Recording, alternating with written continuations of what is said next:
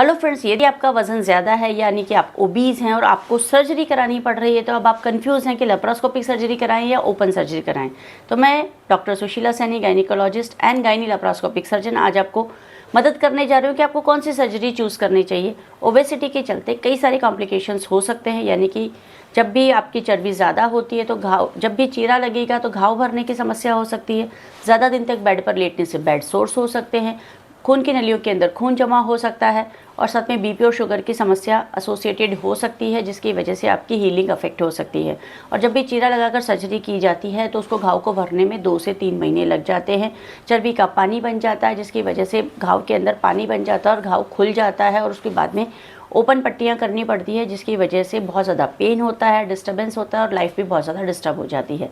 ऐसी स्थिति का एक ही अल्टरनेट है, वो है लेप्रोस्कोपिक सर्जरी। लेप्रोस्कोपिक सर्जरी में किसी प्रकार का चीरा नहीं लगाया जाता है, छोटे छेद बनाकर सर्जरी की जाती है, जिसके कारण चीरे से बचाव हो जाता है और चीरे से होने वाली जितने भी कॉम्प्लिकेशंस हैं वो भी नहीं होते हैं। छोटे छोटे छेद अपने आप से बहुत जल्दी भर जाते हैं।